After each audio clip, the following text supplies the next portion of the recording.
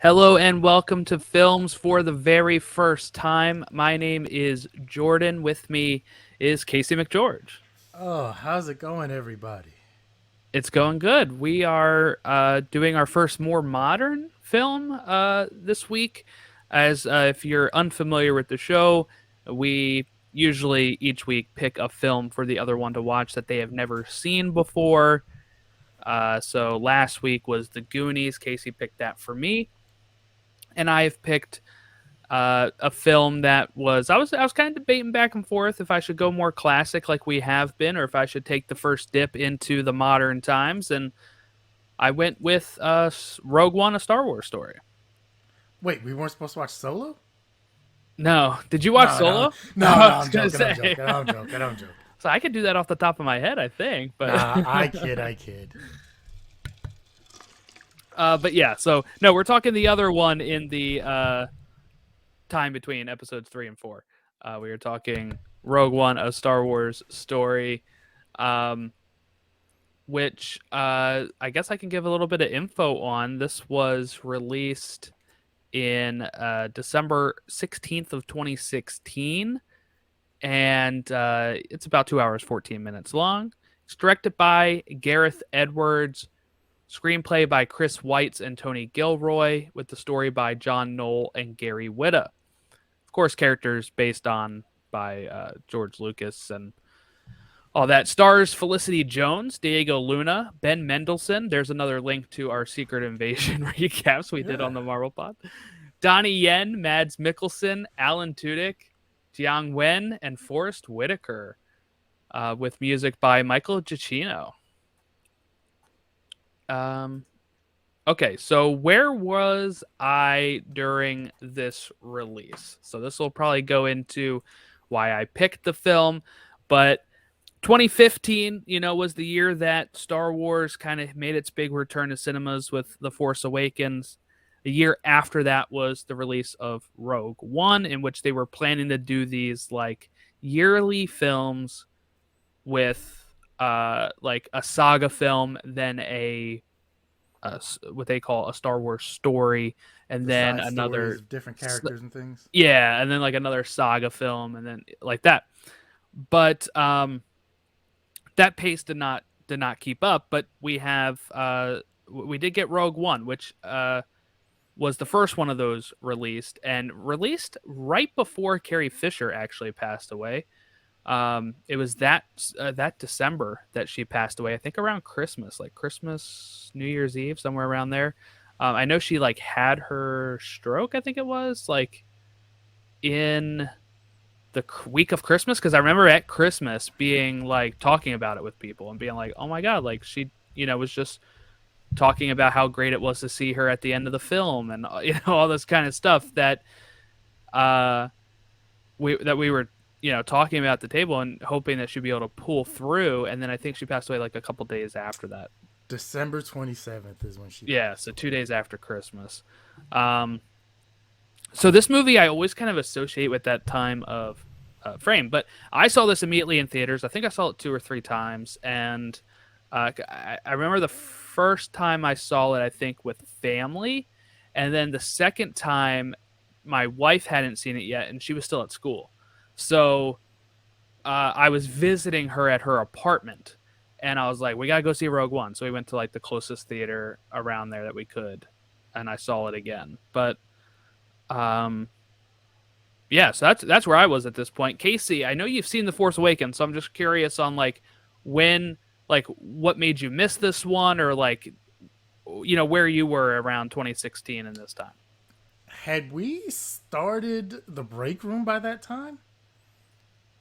I think 2017, Okay. I wasn't sure because I know this is around the time maybe 2016 when when we started like talking. Yeah. and when Superstore I think was first coming out or was in the middle of it. I want to say I was still working at Walmart at the time. I know that for Mm-hmm. sure. Um, I didn't have a ton of time. December 2016. Uh, I'm thinking I was either in the process of, I might have still been working overnights at one of the stores, or I might have been at a new position in another store. I can't remember, but I did see the Force Awakens because uh there was no way I was missing that in the theater. Mm-hmm. Like I remember seeing The Empire Strikes Back, um, or Return of the Jedi rather. I remember seeing Return of the Jedi in theaters, and I loved Star Wars as a kid, although not as much as some people who are really into the Star Wars lore and everything. Um, I don't know why I skipped over this. Maybe because I didn't fully grasp the story concept Mm-hmm. of it taking place in between episodes, or 2 and 3, or like right before Return of the Jedi happened. Um, Maybe just because it was one of those like I can watch it later. Um, it didn't, maybe it just didn't seem big enough to me, Right, right. and that might have been a mistake. 2017 we started the break room around Christmas of 2017. Oh, so it I was just about a I just year doubled. after. So about a year after this, yeah. Okay. Um, yeah. So I guess let's go ahead and uh start breaking down the film itself here, which kind of leads right into we can say it's between 3 and 4 because it technically is, but it really is like the days before A New Hope here, as they are the ones that are going to steal the Death Star plans and transmit them to you know Princess Leia and the Tantive 4, which is going to uh immediately be chased by Vader and the Empire at the beginning of A New Hope. So this kind Yes. of bumps right up into that range here, but we kind of start 15 years before that when we see Galen Erso, who is a scientist, and his family, Jin, and his wife, Lyra, um, on a planet as they are the planet Lamu, while it seems like the Imperials are coming back to bring Galen Erso back into the fold. I guess at some point he was, developing the Death Star weapon, and then He was kind of like a got out. Tony Stark for him. Mm-hmm. Yeah. Yeah. What did you think about no opening crawl and going from a long, long time ago right into the situation here? Okay. So I love the fact that it had a long time ago in a galaxy far, far away. Like that will always, just seeing those words come across the screen will always kind of bring me back to my childhood and just make me feel warm and fuzzy inside, right? I don't know. I kind of miss the opening crawl. Like, I think especially for something that is taking place between episode 3 and 4, right? Mm-hmm. Maybe an opening crawl could have been beneficial, especially to identify who some of the people are that you're about to talk about, because they weren't really discussed in episode 3. We have no clue except for Yep. like Jimmy Smith's character is in this, Yeah. and Yeah. he was in episode 3, right? Yep. So okay, we got that later. I don't think Forrest Whitaker was in episode 3. No, he was funny enough though. He is the first animated character to make the jump to TV, to movies. He was in the animated series, The Clone Wars, in like a 2 episode arc. But yeah. So okay, but like so you've got a lot of characters who are coming in to this that people have no clue, and I'd say the Right. first 20-30 minutes, because they're jumping back and forth between several different characters on several different planets and locations, the story is a little, I don't want to say convoluted, it's a little hard to like follow of what's going on, especially since you don't really get an intro to some of these. You're just now following some random dude in some steamy ass alleys, right? And it's like, okay, I'm guessing this is a character that's gonna be integral to the movie, right? But there's no name, that like there's no exposition there. It's just, here's a dude, looks like he's being chased by stormtroopers. That's it.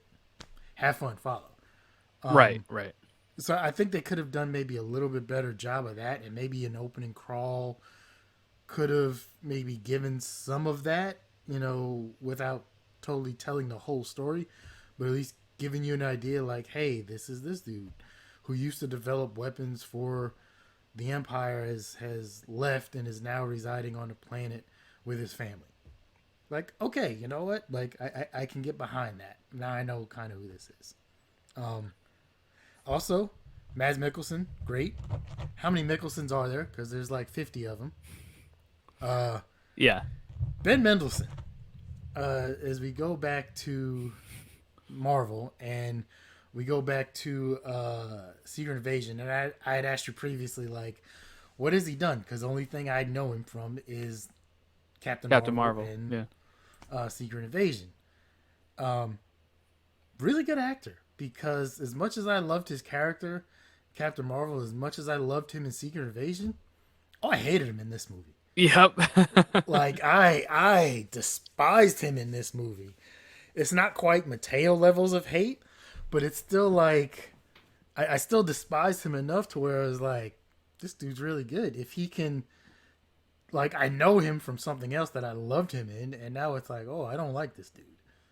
So Yeah, I mean that's funny because I had the opposite way, where like I knew him from this first, and then when I knew he was going to be in Captain Marvel, I'm like, wait, they're going to make me like this guy, like, and they did, they pulled it off in Captain Marvel, but yeah, it is funny. He is really great in this, and I really like his character in the sense of like he brings like so much to the role. I feel like in this, like this could have been just like a really one note villain, but I feel like the way Ben Mendelsohn really portrays the character is like he stands out to me. Like there's so many Imperials in Star Wars that you could just be like, it's just like another Imperial. But like I some feel like high-ranking dude somewhere who's in charge of yeah, something, and you know.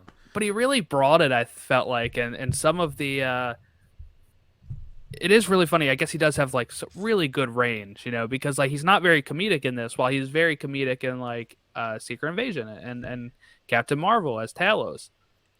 And there's even a point once, maybe twice, where you kind of felt bad for him in this because okay, he's kind of chief and doing things with the Death Star, right? And then we kind of see the destruction the Death we see some of the destruction the Death Star is capable of doing. We don't see its full capability till Episode 4, Right, but right. we see some of what it's capable of doing. And then when was it Tarkin Mm-hmm. decides he's gonna take over, and like we've all had jobs, or most of us have had jobs where we've had something go really good and we're kind of behind something, and then one of your bosses or someone else takes credit for it, and you're like, Yep. what the hell, man? Like, so even though you hate this dude and you hate his character, you can kind of feel a little bit of sympathy for him for a couple seconds there before you realize he's a douche again. You know, like this dude's gonna steal your thunder. Like that's not cool. Yeah, I think the way I would say it, right, is like when he's in scenes with other Imperials, like I'm totally on his side. But when he's like, going up against our main characters is Yeah. when I'm like, no, no, I don't like this guy. But like when he's oh man, when Vader like chokes him, he's like, I was don't gonna say, choke on your aspirations and all that. Like oh, it's so that good. is a fantastic line right there, because it's also one of those you forget. Like, you don't see a ton of Vader in this. Right. We'll get Yep. to a scene in the end. We will get there. Yeah. You got to remember, like, so Episode 4, you don't know much about Vader, right? Yeah. With Yeah. Star Wars, he's just a very large, intimidating character, and even through the original trilogies, you don't see a ton of what he's truly capable of. You just Right, and have part a of that is like the times, right? Like when you have that battle against Ben Kenobi at the end of episode 4, it's very slow. It's like not like, because he's wearing all this crap, and you also have what the technology was allowing at the time. So they're kind of yeah, going a little slower. You got an older, Sir Alec Guinness going up against him, so you can't do like yeah. really advanced stuff. But yeah, they luckily were able to bring that here. But just like you just know he's a large and foreboding character in the original trilogy. You know he's great with a lightsaber. He has force powers, and he will choke the hell out of somebody in a heartbeat. But you don't really see a ton of what he's capable of in the original trilogy.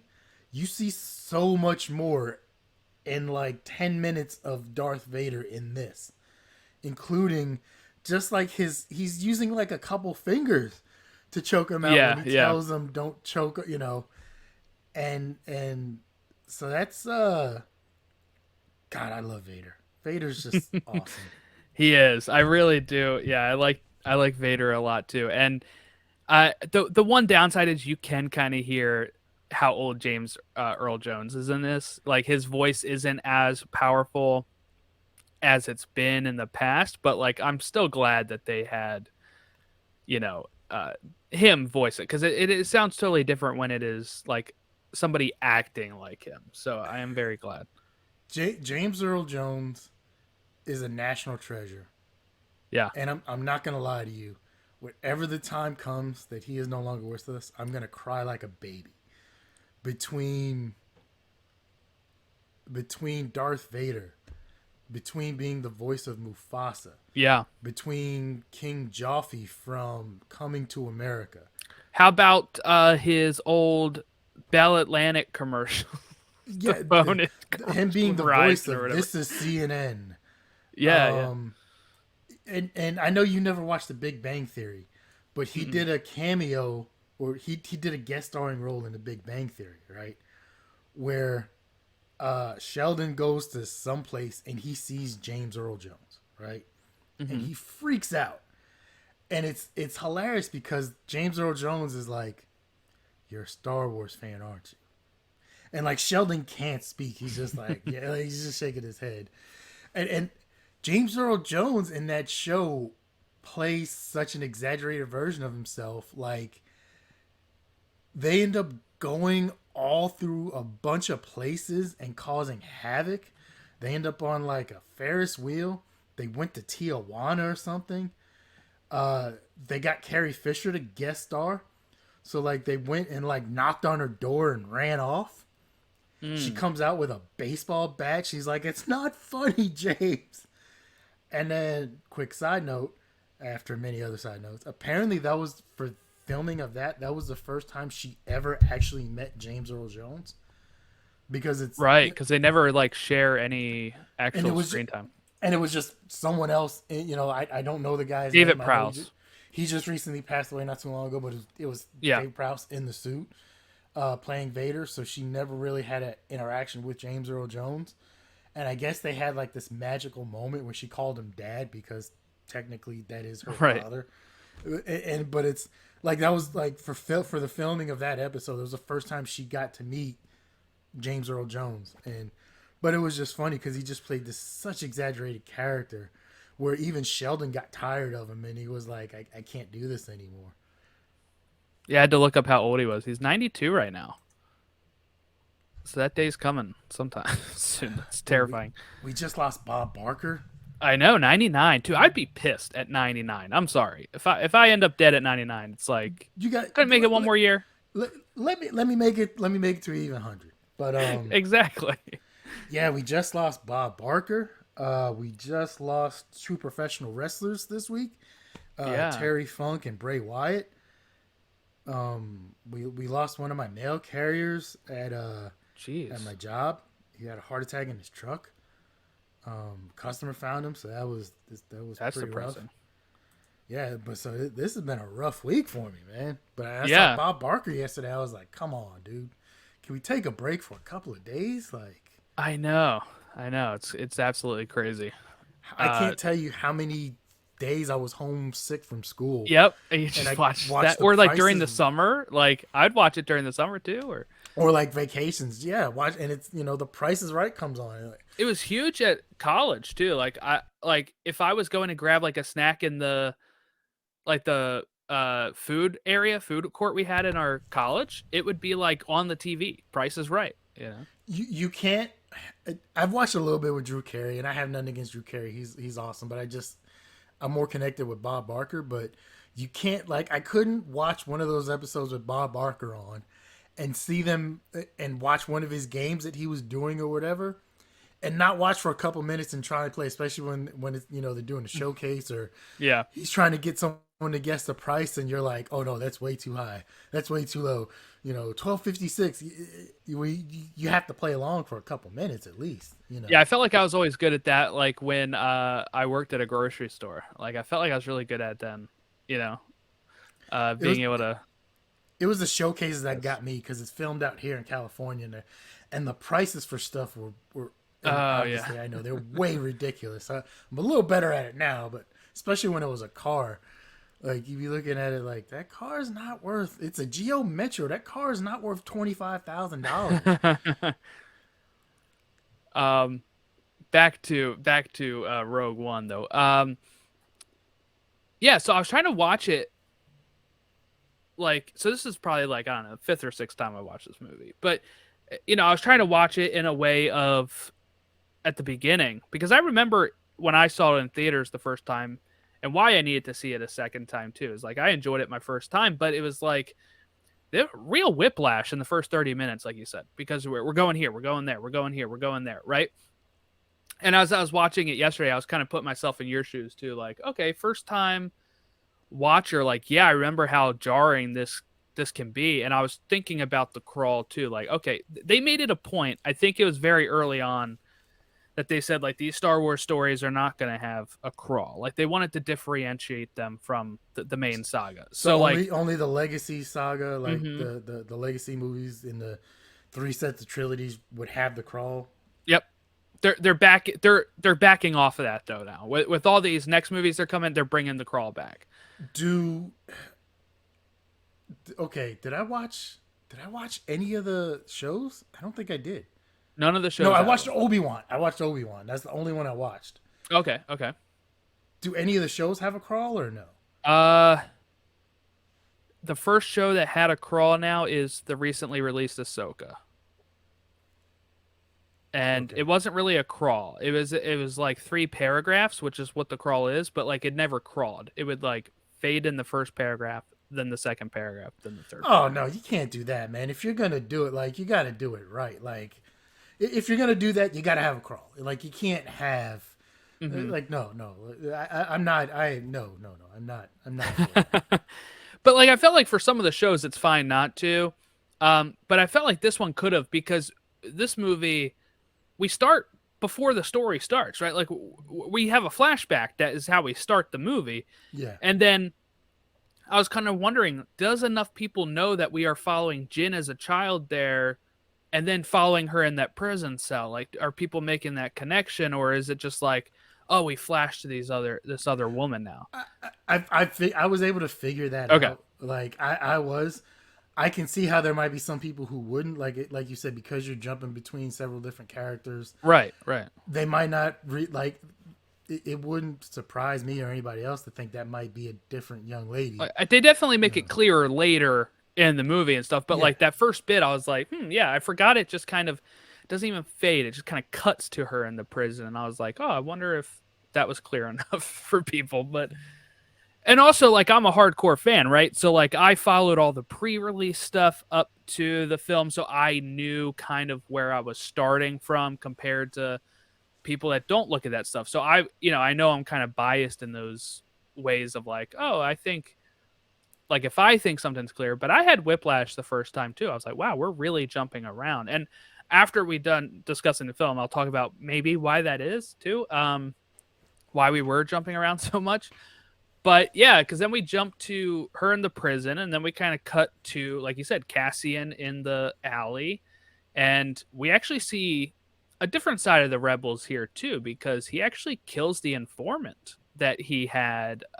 Yeah, that was a little jarring right A there. little Because dark. where the guy was like, I can't, I'm not going to be able to climb because I guess his arm is broken or something. Yeah, so Cassian's like, "Don't Um, worry, I got you." Boom. I will say I like the fact that they're like, okay, we're making a complete side story, right? So we have this whole complete side story, and these are other characters that we're going to tie into this larger thing in narrative. But because we have fans and Star Wars fans are a special breed, right? I'm not gonna lie, we are, and they're even more like I'm not even a huge fan, but there are some who are way into it. We got to throw other characters and things in that people will recognize and will be able to do the Leo meme and point at the screen. And I don't know their names, but when the dude with the balls for his chin and the other guy popped up that he bumped into, and he was like, "You Yeah. better watch yourself." I was like, nah, I did the Leo thing." I was like, "Yeah, I know those two. All right." Yeah, the guy is Dr. Evazan. Yeah, he was there. Yeah, that's pretty funny. I like how like you said, they have to do that kind of stuff sometimes, and it's not unreasonable for them to be there and then a few days later be at Mos Eisley, like chilling in the cantina. So it's nice to just kind of have some of those backgrounds of, oh, here's where they here's where they ended up. You ever watch Robot Chicken? I think I've seen bits and pieces, but I haven't seen. They did one on those two. Oh, really? Yeah, excuse me. They did one on those two where the guy gets his arm cut off. I guess he designs houses and stuff or something like that, right? He does drafting and everything. And the other guy works with him, so he comes in. He's like, "Hey, let's go to that new cantina across the street." "I can't, man. I'm working." "Come on, one drink isn't gonna kill you." They go across, and because he doesn't speak English, like I don't know what his language is, but it's obviously But when he's in their version, when he's talking to Kenobi, he's trying to tell him like, "Hey, I like your jacket" or something. Yeah, yeah. And obviously there's some confusion, and then his buddy jumps in. "We're wanted men," and he's trying to tell him like, "Dude, what are you doing?" And that's how he gets his arm cut off. And then he ends up losing his job because he it's his, Can't draw anymore. it's his drawing art, yeah. So then like it goes from, it shows previously like he's drawing like these intricate houses, and then it looks like a 3-year-old was trying to draw like this weird house. So it's just basically a box house, and his boss is like, "Man, I gotta let you go." That's funny. And then like you said, yeah, they also bring in like Bail Organa, which is Jimmy Smith's character. He's been in quite a few things here. Yeah, because he's been in Obi-Wan now. He was in, I don't know if he's been in Andor the show yet, but Mon Mothma, the redhead who's in charge of the Rebel Alliance, she is in Return of the Jedi. But the person that they keep bringing back for this role now is Genevieve O'Reilly. And what is so important about her is that she was actually in Revenge of the Sith in a deleted scene. And I guess they've liked her so much, and that's their continuity there, that even though that scene never made it to Revenge of the Sith, every time they bring her Mon Mothma back down, it's played by Genevieve O'Reilly. So I like that connectivity, even though they never actually used her in Revenge of the Sith. But she's now been in Rogue One. She's been in Andor. She was in I think she was in a few other shows. I think she's probably voiced the character too in some of the cartoons. But I just like how they keep bringing her back. Here's a question I have, and I know you don't have an answer for it. Why are all these planets always so dirty and filled with steam and so dark, and like there's nothing clean? Like everything's so wet and dirty and moldy and nasty. Like what's going on there, man? Just part of having the universe be lived in, which is what they're trying to, because of how it looked in A New Hope, they're trying to match that. That's why some people actually don't like the prequels, not because of the prequels themselves, but because they think it does look too clean and stuff. But that was kind of the point, right? Like I think George was like, this, they were in the heyday and everything looks great. And then like when you get to episode 4 and 5 and 6, there's a lot of grunge. There's a lot of beat down stuff. So I think for this purpose, they were trying to go back to that type of look. Well, I did see when I was looking up some stuff on IMDb, I did scroll through, and one of the things they talked about was they went back to some original stuff from A New Hope, and they did try to recreate as much as possible to look the same. Just because they're like, okay, this is taking place literally right before. Like we can't have somebody flying something that has like all new technology, or like, right. Like we have to look at this and recreate it pretty much exactly, because they knew as well there'd be some Star Wars fan out there who at some point would be pausing stuff and be like, "No, this is not acceptable," blah blah blah blah blah. So yeah, and I believe too, like in the at the end battle, not the jump to there, but when they have so they show some of the pilots from the original trilogy too, and what they used apparently was like real unused footage that they Yes, I had saw from that. A New Hope, which I thought was really cool, and they were able to upscale it obviously because it's on film and not like on digital camera, so they were able to not have it like stand out. It doesn't look like any worse than the rest of it because it was well preserved film, and I like that they were able to add that. Yeah, I saw that too. And then as I was watching it, I never, I wasn't able to identify like, oh, that's the old footage. Like I was able to look at some of it and be like, that might have been some older footage, but there was nothing like specifically like where I was able to look at it and be like, oh, they used that from the '70s. Like that's old. Like it all fit seamlessly well together, and it looked good. It looked good enough to where it was like it just rolled, and you were like, okay, Yeah, yeah, no, because I was trying to look for it too this time, and I was like, I couldn't even. Maybe I missed it. I was like, I think it just looked so good. Like it was really hard to like differentiate it. But yeah, they used archive footage from A New Hope, or even um, from stuff that was discarded during filming of A New Hope, which I think helps sell the connectivity of it, at times where you're like, oh, this is the same person. We're going to see him in the next movie I watch. they even had to recreate Vader's Yeah. costume and outfit because I didn't realize it until I was reading it up on IMDb that his outfit costume changed between like A New Hope and like Empire and Return of the Jedi. Like apparently it got more advanced as time went on. Blah And blah more blah. symmetrical too. I think part of the charm of A New Hope is it wasn't as symmetrical as it was, and then that's why it kind of looks weird in Revenge of the Sith, and it's because they made it more like perfect, which at the time in 1977 they couldn't make it as perfect. So yeah, it's interesting how they how sometimes striving for perfection can make it look just a little odder, than what you're used to.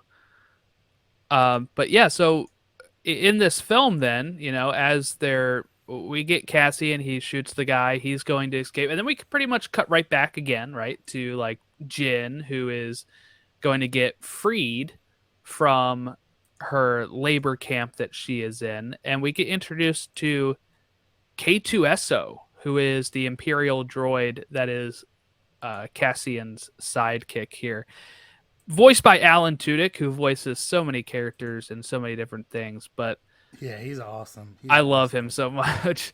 And you know what? I really love K2SO, and I forgot how much I love him until I watched this movie again because he is, like, for me, one of the highlights of the whole thing. Did you read the part about he was at the premiere, he got insulted by what's his name who played C3PO? Yeah, Anthony Daniels. Yeah, because Anthony Daniels had to wear like the full cost, like he had to wear the full Mm. get up. He hurt himself, and it was hot and tiring, laborious, and like it was a lot of work. And he's just Alan doing, Tudyk, Alan Tudyk yeah, just basically had to use. They did motion capture, so they yep. just put the little balls on him, and I think he had to learn how to use stilts, but he did that.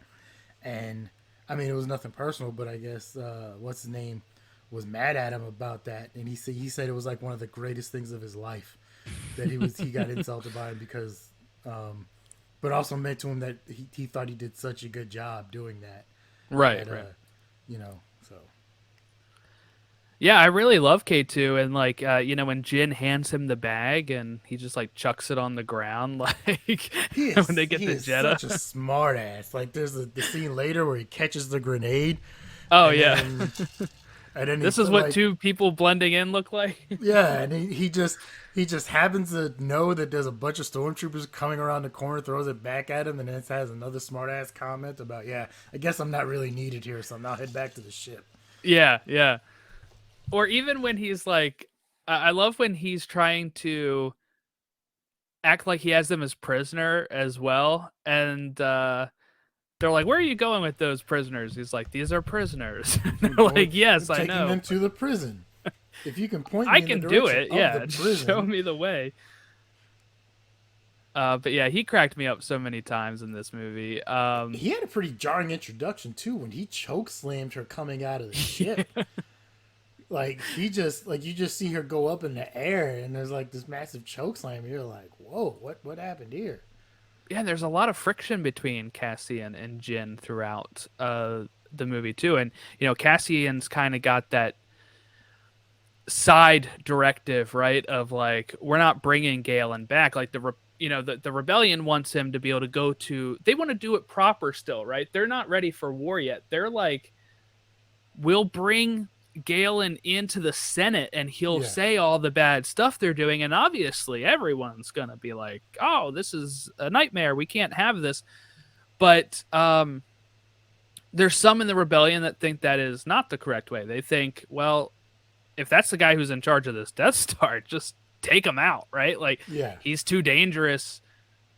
I, Even if he's being forced to do it, like he's the one that they're going to force to do it. So I can't really say I blame him on that.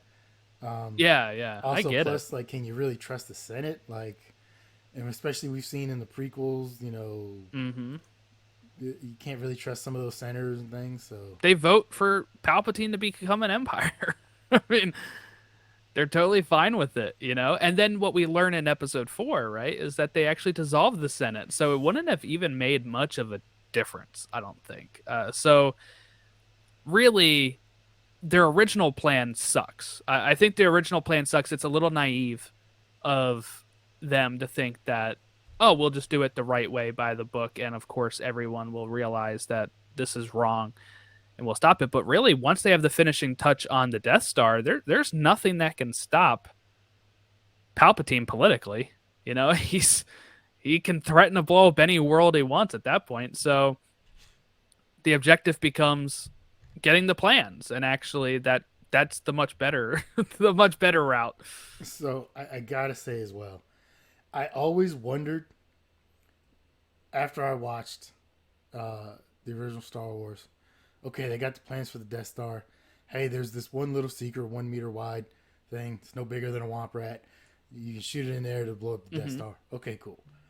But I always wondered, like, wait a minute, like, why, how, like, it never made like it didn't make sense to me. Like, so there's a weird design flaw. Like, have you ever seen the Family Guy version, Blue Yeah, Harvest?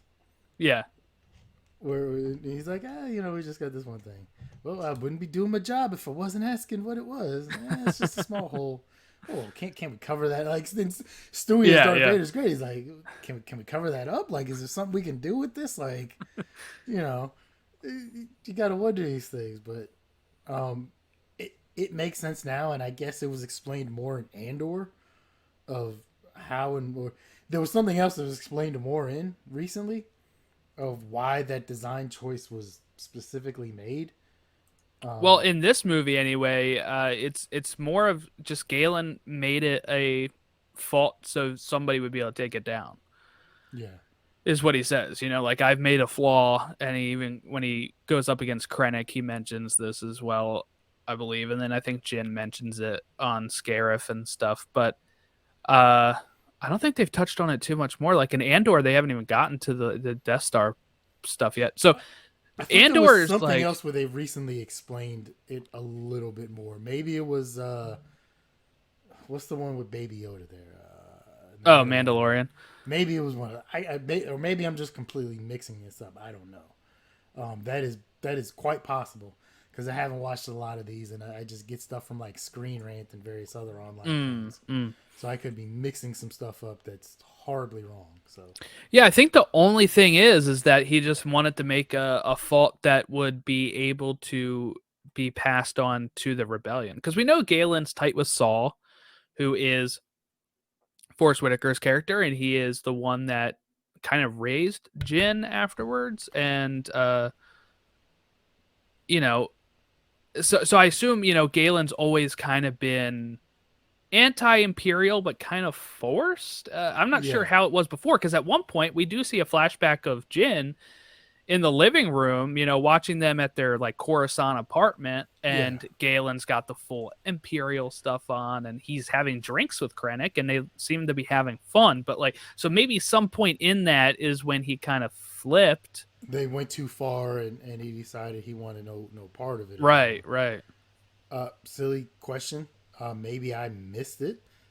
Does Forrest Whitaker's character die in this? Is he still Yes, or he dies. Yeah. okay? Because I thought that was the implication I got. Because like at that point, they're just kind of leaving the planet. And there's a lot of stuff going on, but you've watched enough TVs and movies where if you don't Yeah, see the yeah. body, you don't necessarily know. And a lot of times, creative directors and stuff use that just as the plausibility of like, hey, we can always bring this guy back later for something. And I just wasn't sure. But Yeah, he's they've been in brought him other stuff back. since, right? Yes, they've brought him back, but not everything that they've brought him back in takes place before this here. So Okay. he appears in the video game Jedi Fallen Order. Um, he's mentioned in Jedi Survivor. I don't think he's actually shows up in it though. But and they actually got Forrest Whitaker to voice him and do like mocap and stuff in Jedi Fallen Order. But it takes place like probably 5 to 10 years before this. And he's been in Rebels, the cartoon, which takes place before this, and he has been in Andor. And I know people are probably wondering if I keep mentioning that show. It is a good show on Disney Plus. You're like, how does Andor have a TV show after he gets blown up on Scarif here? Well, it all takes place before this. It's Andor's like origin before we get up to How he this. becomes Captain Andor or whatever it is. Yeah, and how he becomes like he was not really part of the rebellion originally, and how he becomes part of the rebellion and all that kind of stuff. And then that's kind of what they focus on. Like he hasn't met K2 yet in the Andor show and all Is that it the stuff. same? Is it the same actor? Yep. Yeah, it just takes place like 5 years before Rogue One. See, I was kind of getting with him. I was kind of getting vibes like they were trying to recreate. Han.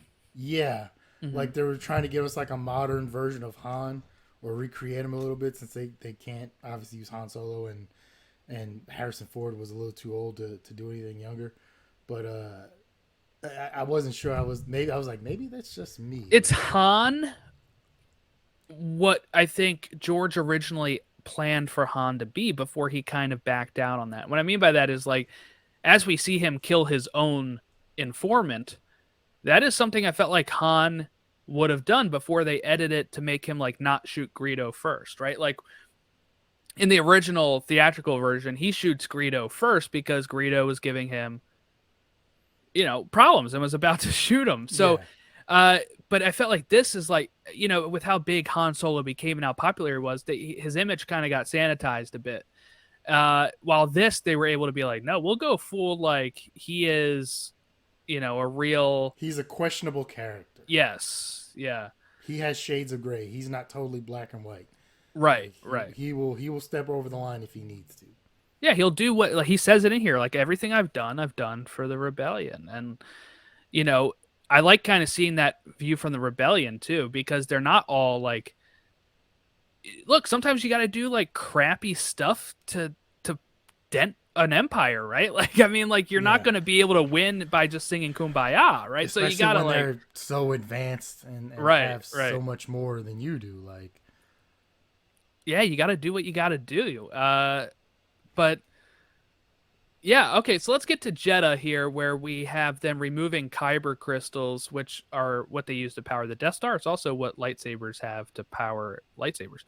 But this is where we get Saul Guerrero. We also get introduced to Chirrut Imwe and Baze Malbus. What was your impressions here of Chirrut and Baze? I enjoyed them. However, I'm also kind of like, do we really always need to have like the wise Asian dude? Like, is every older Asian guy have to be this wise, you know, all knowing type character in movies and Mm-hmm. TV shows? And maybe I'm just looking into this too much.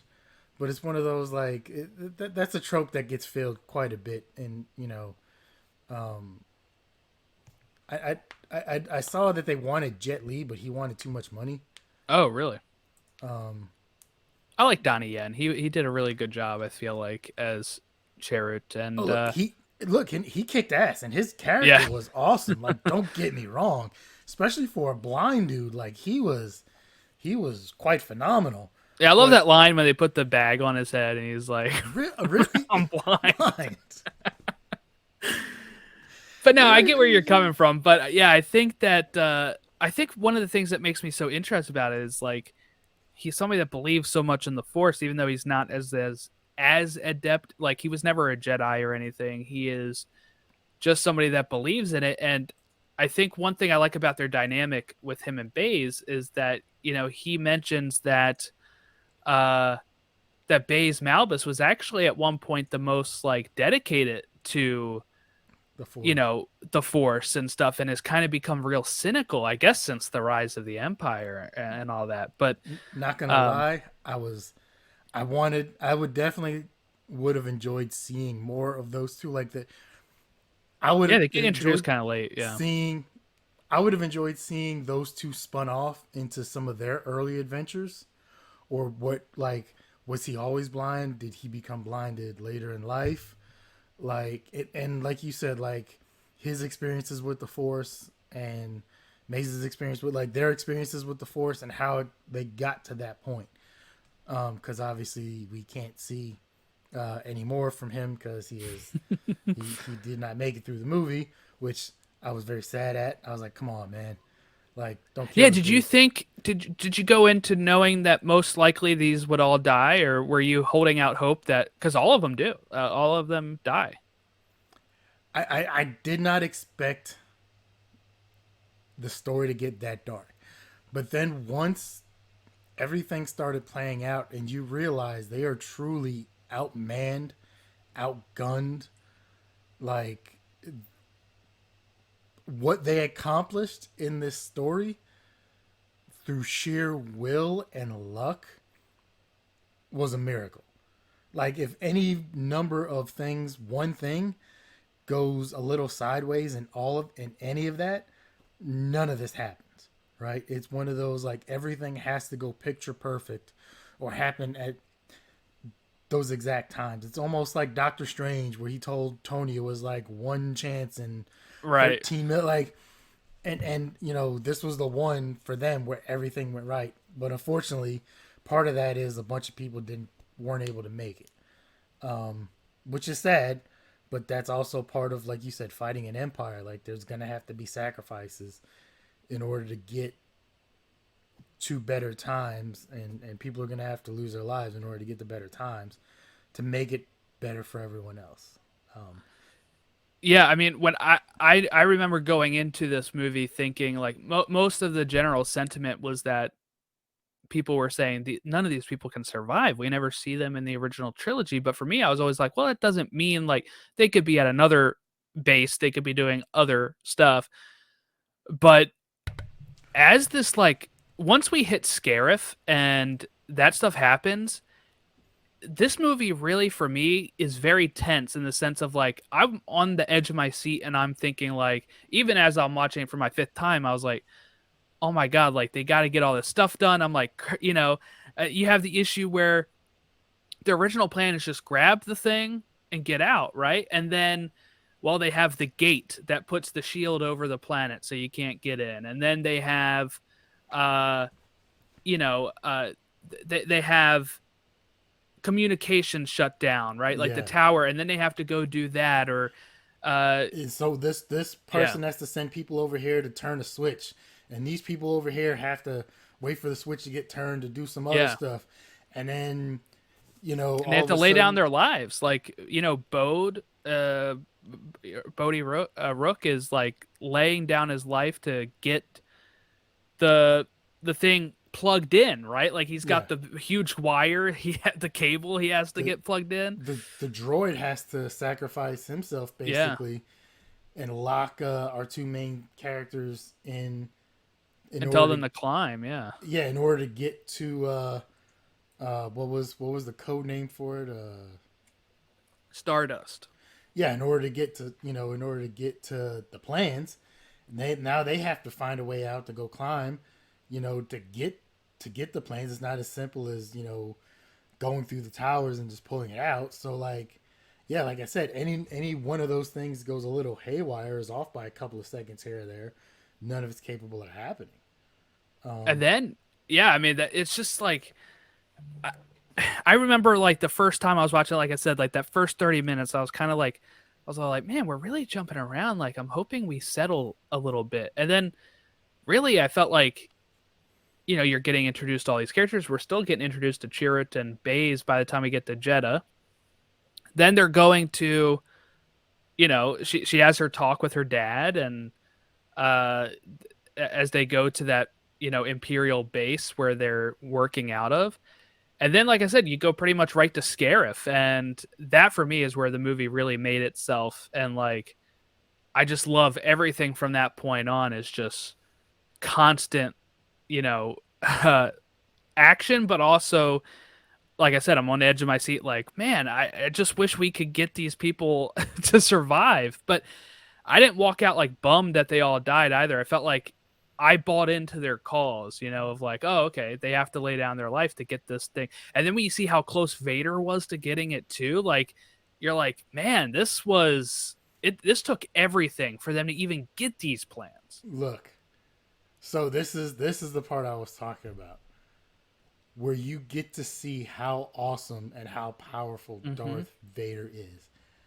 Uh, we got delayed by a couple more minutes because I had to rewind that scene and watch it again I don't blame you. because, and it's one of those where I didn't realize what was coming until I saw that lightsaber light up. Mm-hmm. I saw the tenseness in everybody's things. Everybody was scared, and it just didn't hit me until I saw that lightsaber light up and Vader standing there, and he just commences to tearing through everything, and he's literally about a foot away from getting those plans in his hands, like inches away from getting those plans in his hands. Well, yeah, you have the one guy who's like trying to open the door, right? Yeah, And he's like, help us to the other people on the other side. It gets to a point where like he's breathing down their neck where he's like, he just never has to mind, pass just it through. take it. Like, Yeah, you just just have to take it take it. and go.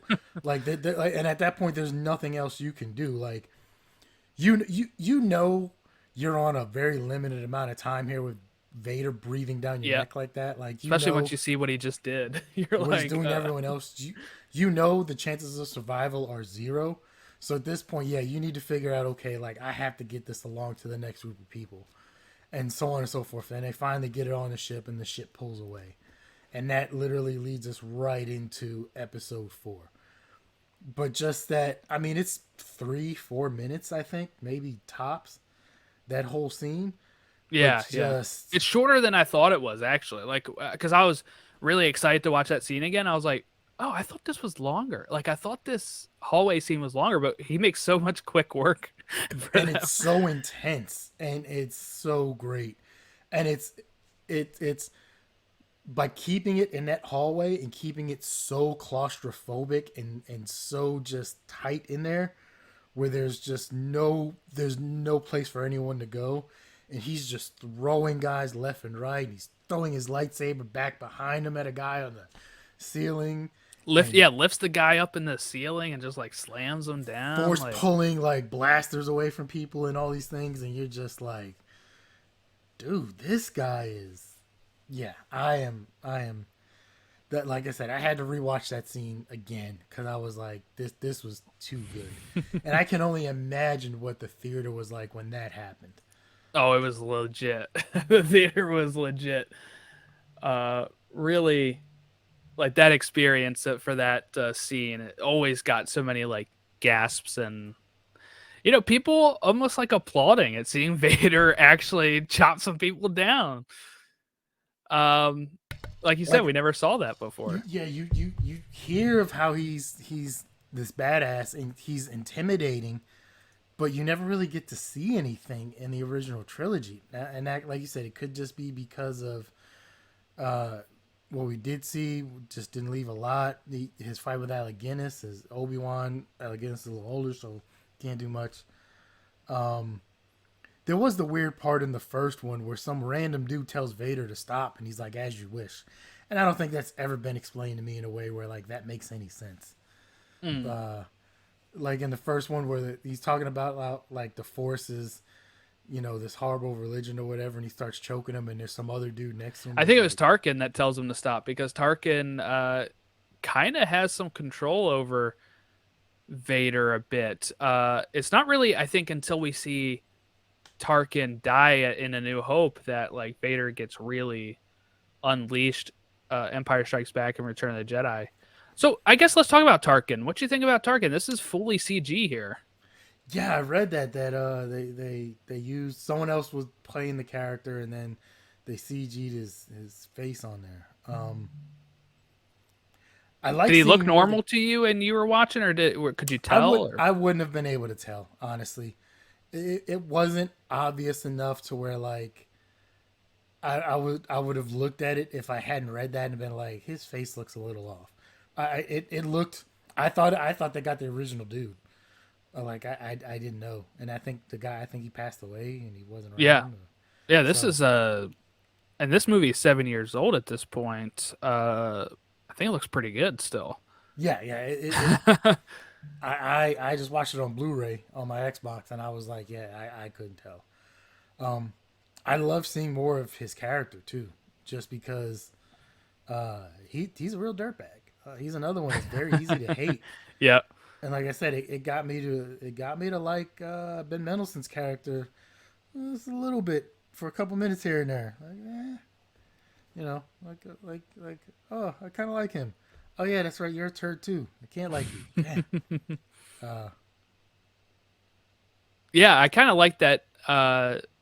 I know it's controversial, and it still is probably the fact that I mean, they okayed it with his estate and stuff, but it is, kind of one of the first times of having somebody that was like dead and bringing them back.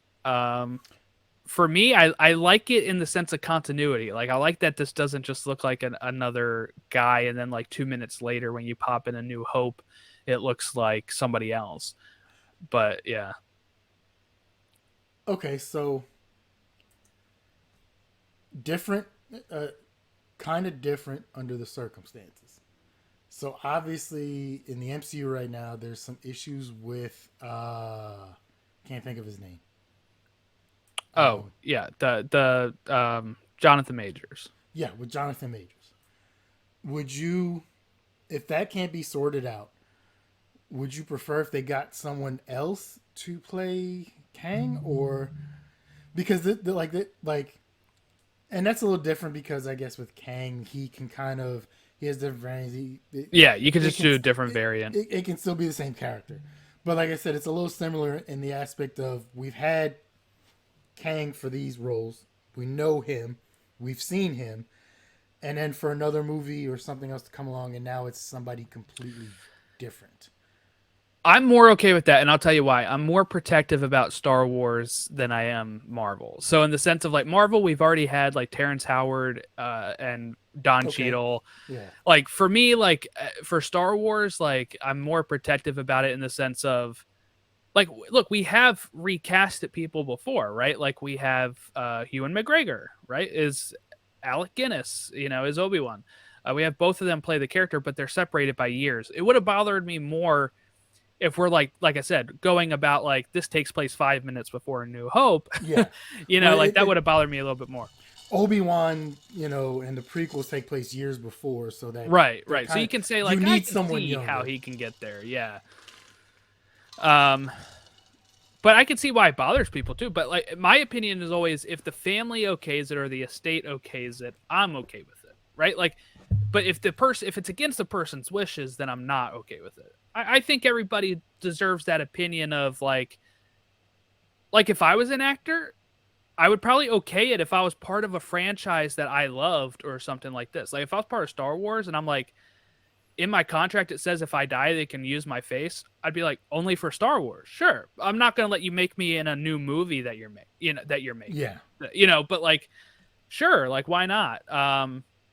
Hopefully my family gets cut of that, right? Like I would hope that they pay the estate or whatever for my likeness. But um I think each actor should have their own say in what it is. And I think that's part of, the strikes that I don't Yeah. look. We're recording this way in advance. The strikes might be over by the time this releases, but in my opinion, like that's part of the thing. They don't want their face to be part of something that they didn't okay. And I think that's everybody's right. So Yeah, I firmly agree with that.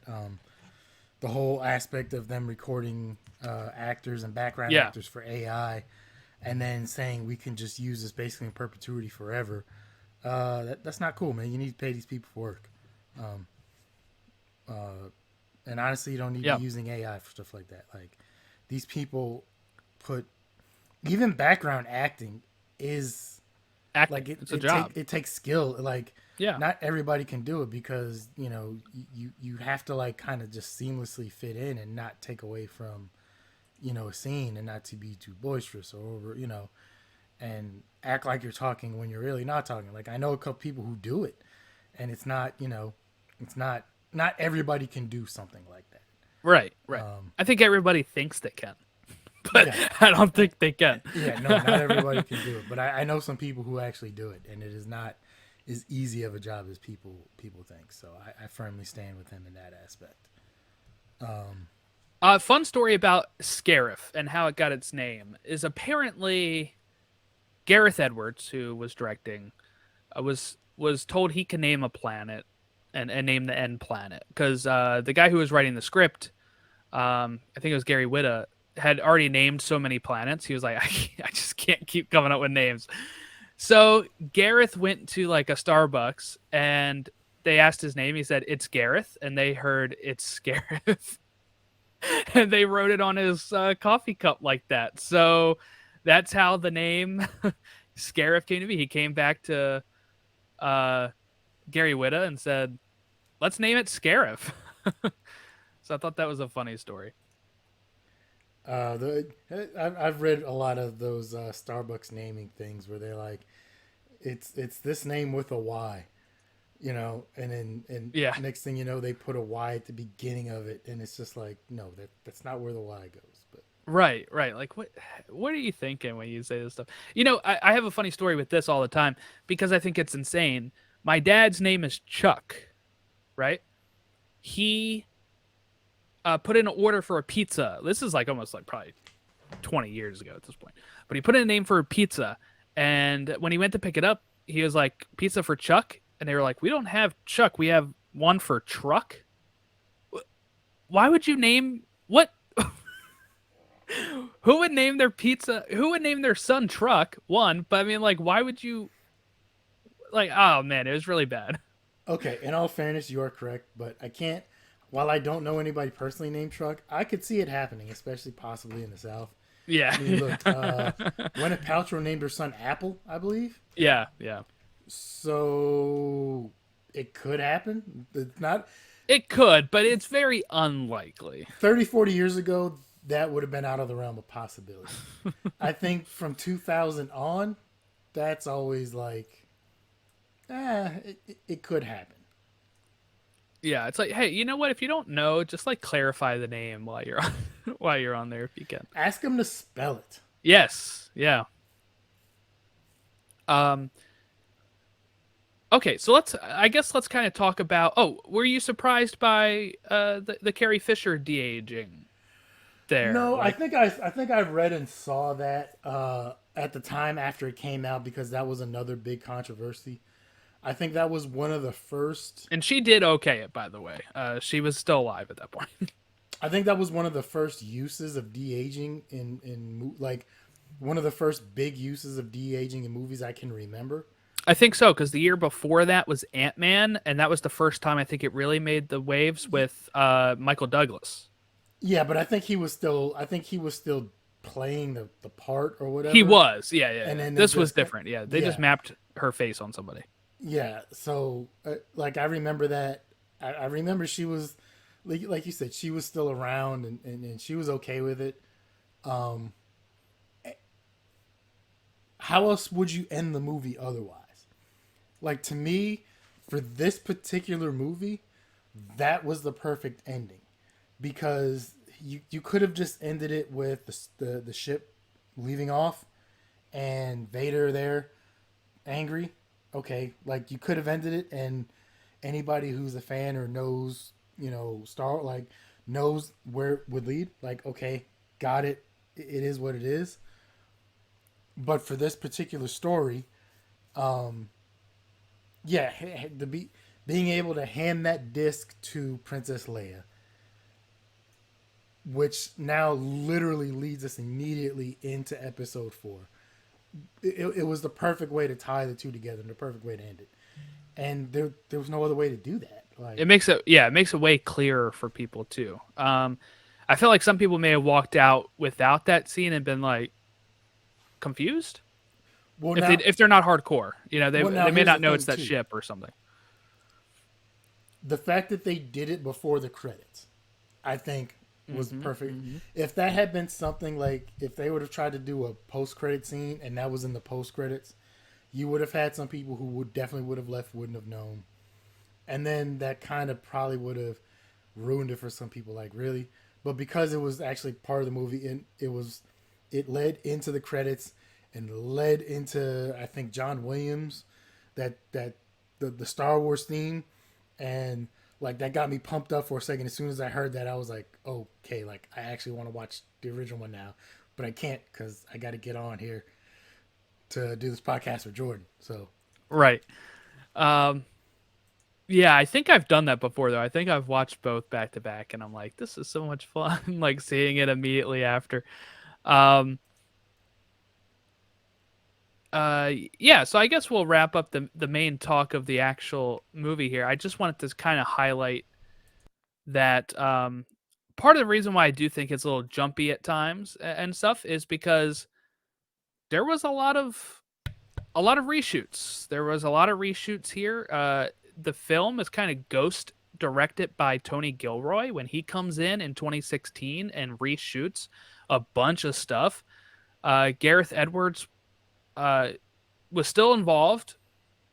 He played nice. He still got his name as the main director. It wasn't one of these like Zack Snyder, Joss Whedon things, you know, where like Joss takes over the film. But you know, Zack Snyder still did get credit on that one, though, I guess. But you know, there's but sometimes where somebody comes in and like gets the director credit instead, and part of but it is like with percentage wise. Yeah, with that one, it was known. That was why they had the people were yeah, yelling yeah, for the Snyder cut yeah, yeah, yeah. of everything because they wanted to see what his actual vision was. And Gareth has always played ball by pretty much saying like this is his film. Like he's never tried to make it like a thing like that. So you know, he got to keep his name on the front. I think part of it is also just percentage wise. I hear like the Directors Guild has like, you know, if you've shot this much percent of the footage that makes the final cut, you're the one that gets the actual Yeah. name on it. Um, Now, why was there reshoots and various other things? Was it when they like when it went to test audiences? Was it not lining up with what they I'm wanted, not or was it? I'm not really sure what it was. It seems like what I think Gareth Edwards was making more of a war film, and some of these characters were not as well defined. I think most of the good Cassian stuff that has come in afterwards came from Tony Gilroy. So I'm not sure what their original plan was for him or anything, but Tony Gilroy is the one that's actually in charge of the Andor show as well now. So I feel like he got he got that job because of how well he did on, you know, working and refining the script and redirecting some of this stuff. But I'm not really sure. Like, I don't think it's ever been because, like I said, because Edwards hasn't been like really like angry about this or coming out about this type of stuff. I think we'll never really know what for sure was Gilroy and what for sure was Gareth Edwards.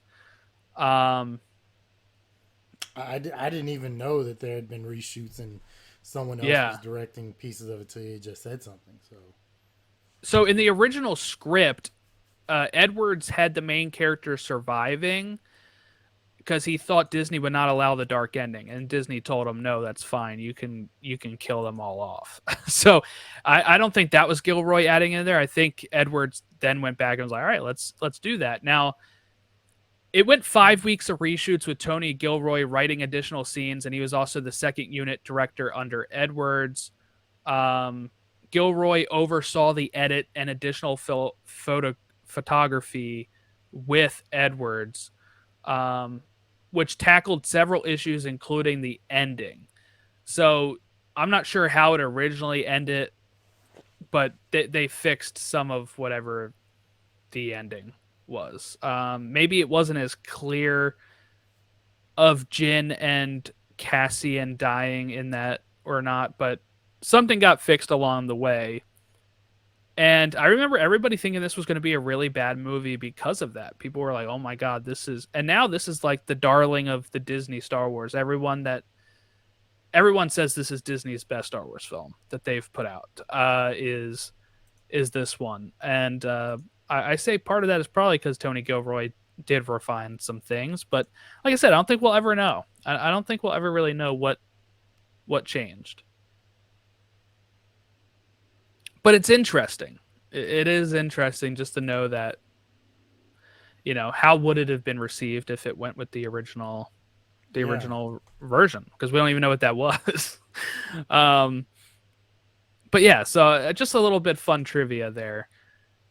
Um, I guess. Oh, has there been a meme that's come from this movie? I just saw one the other day, actually, which was people saying there's light at the end of the tunnel, and then it says the light at the end of the tunnel, and it was a picture of Darth Vader with his red lightsaber at the end of the tunnel.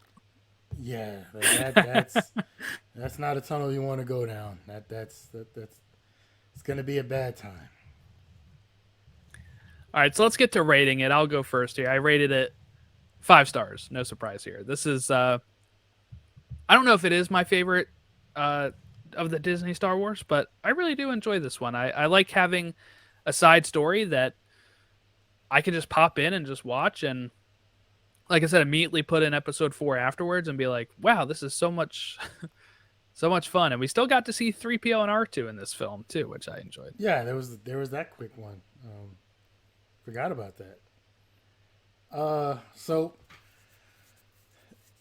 like I said, I just seen last what was the first one? Last Jedi? No, Force Awakens. I saw the Force Awakens. I really loved that. Part of that was just for a nostalgia thing for me. I didn't think it was as bad as people said it was. I really like Force Awakens. Actually, like all three of the sequel trilogy, which puts me in hot water with people, I guess. But whatever. Well, you never know. I mean, look, the original trilogy for years was lambasted, and now people are kind of taking a new look at it. Like, maybe they're not as bad as we thought they were. Yeah, You the know, prequels. in the early 2000s when everything first came out. Mm-hmm. I like the idea of the side stories. I mean, Star Wars starts off a long time ago in a galaxy far, far away. So you have an entire galaxy's worth of characters and stories to tell and places to visit and different things you can do. And they're starting to do some of that with The Mandalorian and Andor and this and Solo. And Donald Glover's coming in for A Lando Lando show. Yep. and all these other different things.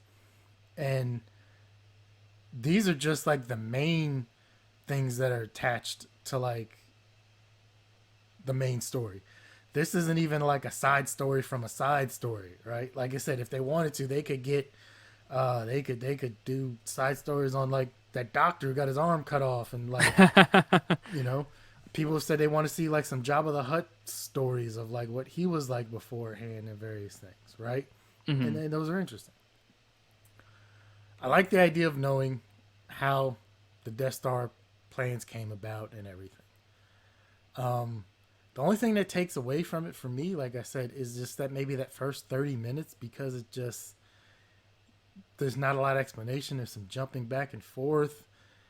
and yeah, I was able to kind of figure everything out and kind of grasp like, okay, this is who that is. That's Mad Mickle. Okay, that's who that is. That's his dad. That's her. You know, so on and so forth. I give it 3.5 to 4 stars. I think if they could have tied up some of that stuff in the beginning, or at least Yeah. give me the crawl, I probably would have rated it higher just to give me some explanation on what's going on. Not a bad movie in any way. It really was a great movie. Love the shout outs to fans of all the original Star Wars stuff, like all the stuff we talked about. And like I said, a cameo by C3PO and R2D2 for like 2 seconds. Like if they wouldn't have had them in there, nobody would have said anything. It wouldn't have been that big of a deal. Nobody would have missed it. But the fact that you threw them in there for a couple minutes, a couple seconds. I disagree. I would have threw a fit, and I'll tell you why. Now I wouldn't throw a fit, but at that point they were the only two characters to appear in every film. So I was like, let's keep it going. Okay, Let's keep it going. I'll buy that. But then Solo doesn't have them, so that kind of ruins that. Okay, yeah. Whatever. Well, at some point you gotta cut it. You gotta cut the stuff off. Yeah. Because otherwise you're just forcing it in there to just force it in there. Like, okay, Right. we have to fit C3PO and R2D2 in. Like, where do we put them in? Like, and then people can tell when it's forced. Like, people are looking at it like, I'm sure probably some people think this one was, but yeah. But yeah, I think I think some other than that could have been a little better. I am curious now to see what the alternate story could have looked like.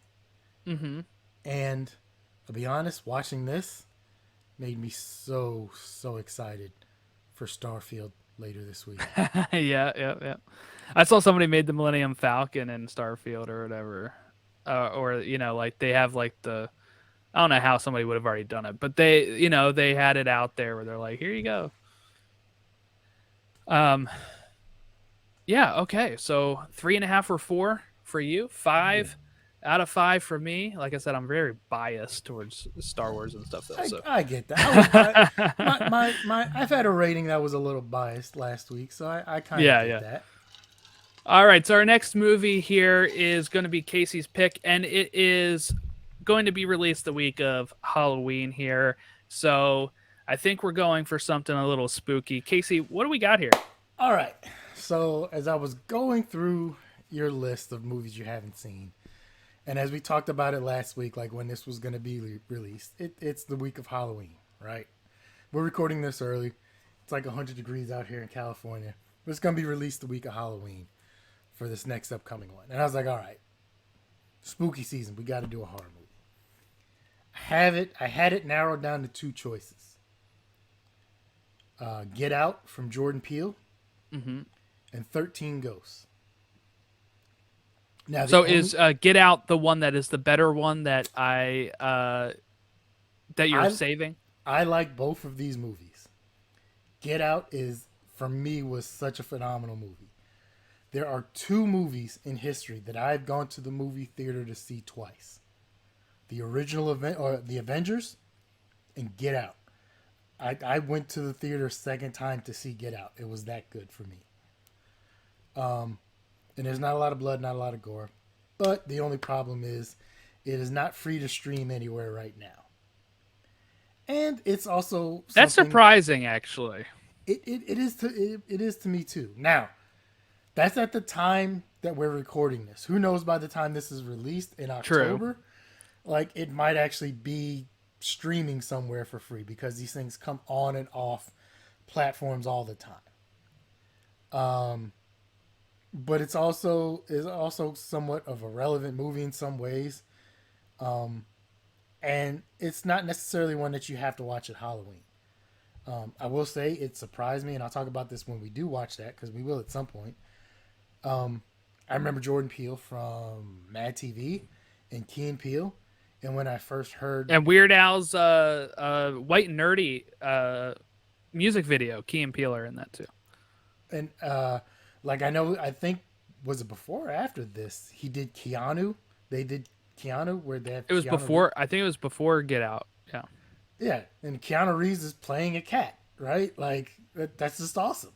But they do these comedies. And then I heard he was making a horror movie, and I was like, what the hell? Like, Yeah, and then the first trailer came out for it, and I was like, oh, you have a fan, sir. You had me hooked.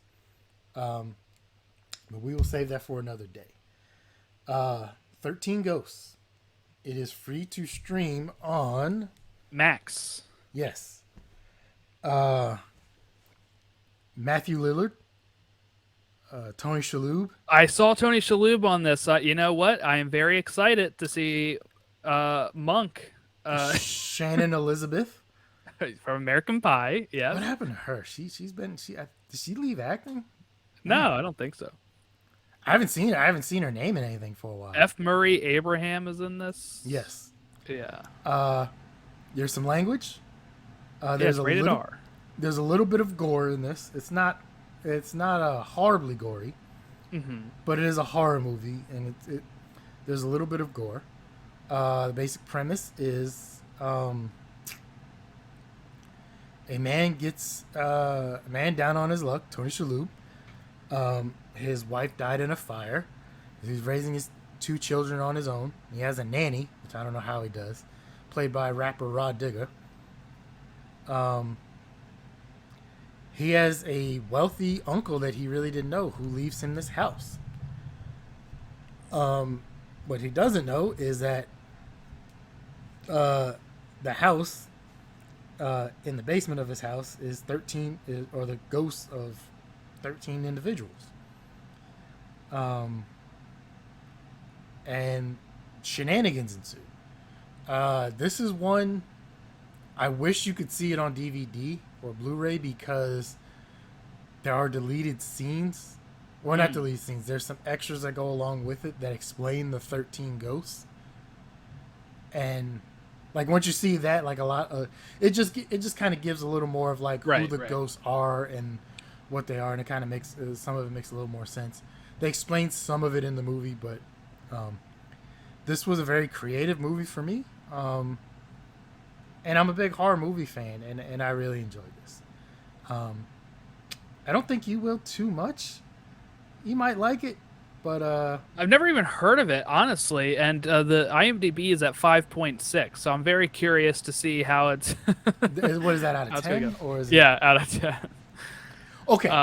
Now is that is there a difference between let's check out Rotten Tomatoes and see if there's a difference between like Rotten Tomatoes might be a little harder because I don't think they were as big in 2001, so it'll probably be not as many reviews. Is my thought there. But I'll check Letterboxd on it too. There's a difference between on stuff like this. There's a difference between the reviews of critics and the reviews of fans. Yeah. Let's see. 2.6 on Letterboxd out of 5. And I think it's actually it's only like 90 minutes too, so that'll be a nice quick one, huh? Oh wow. Okay, so what's the Rotten Tomatoes? The tomato meter for 95 reviews is 18%. The audience score is 49. So I might have picked you a dud here. Well, but, you know what, though? I mean, look, there's so many classics I like that are low rated, too. I mean, it's whatever. I'll form my own opinion on it. And this is a remake of an older movie. Okay, so when I searched it, yeah, I did see one from, like, 1960 pop up. But this one has, like, the number 13 inside the word 13 as well. Yes. So if anybody's confused, it is the Tony Shalhoub 2001 Pre-Monk. I believe this is pre-Monk for Tony Shalhoub. It's THIR 13EN Ghosts or something. Yeah, but if you search 13 Ghosts, it still shows up. I found it.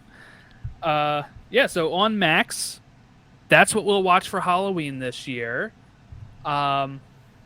I don't have as much like scary stuff, so I probably won't pick a Halloween movie. We might try to always line it up each year for your pick there, because I don't really have many in like my cabinet here that I can be like, oh, we're throwing this one out. And you've probably seen whatever ones I've seen. And look, I've even got the Universal monsters we can throw in there at some point. But yeah, I think I've seen some of those. You know what I've seen? I've seen the Abbott and Costello ones with them. My grandfather loves those, so we'll watch that sometime. Um, but yeah, so I'm excited to see this. I'm fine with like ghost stuff usually. For people that, and like I said, I can usually watch like the old slashers too. But it's like I'm worried about like Saw and Yeah, stuff like that. we we, I've we, never will, seen those. we will not do any gore porn. I I will could keep you probably away from even do those. like Final Destination, because I I've thought never about seen those because those.